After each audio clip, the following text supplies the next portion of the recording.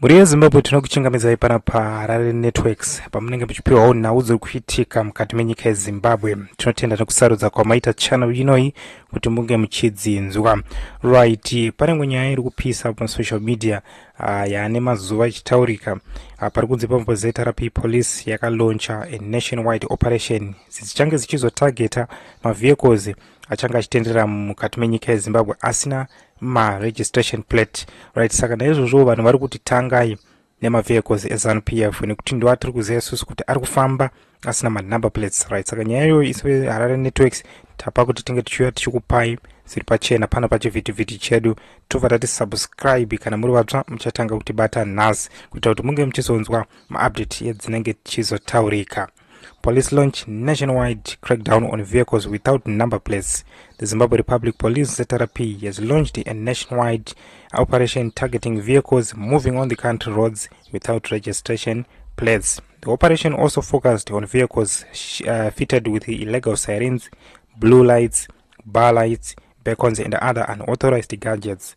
According to the police, the operation will cover all types of vehicles including private cars, company vehicles, government vehicles and public transport.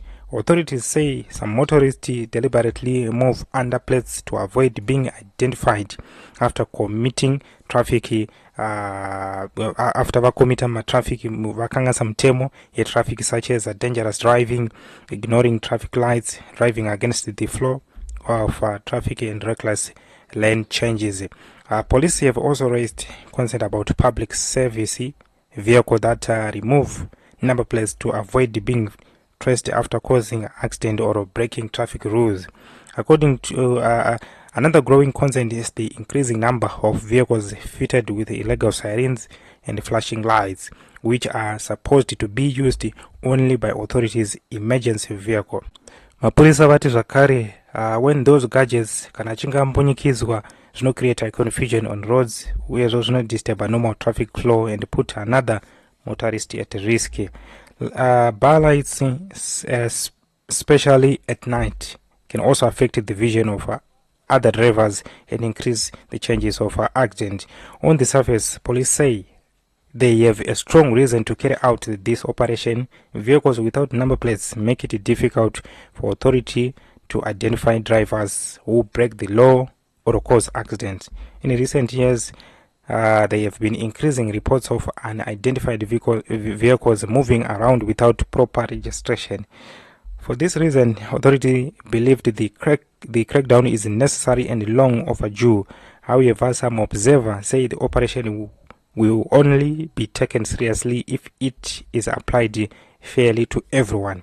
According to country, it has become common to see vehicles linked to the ruling party ZANU-PF moving in convoy without number plates or using temporary covering that make identification difficult. Some of those vehicles are also seen using flashing lights and siren, though say are not authorized emergency vehicle. Many citizens say if the law is to be respected, it must be applied equally to all motorists regardless of political affiliates. Right, sakando another imwe nyaya iri kutenderera takuti tinge tichiona pana paHarare Networks tichikupai nyaya idzodzo kuti munge muchinzwawo munge muchiziva. Saka ndo zvimwe zviri kutaurikawo mukati menyika yeZimbabwe. Pari kunzipo pane mutemo yakaiswa itsva nemapurisa eZimbabwe Republic Police unova uri mutemo uri kunzi nemacitizen ayo ukakosheswa uchashanda kumunhu wese, hazvinei kuti ndemotikari dzematongerwo enyika, nekuti zveshuwa motikari mugwagwa mutata kungoona ano mazimotikari but risina number plate. Saka nanzi zviri kukonzeresa kuti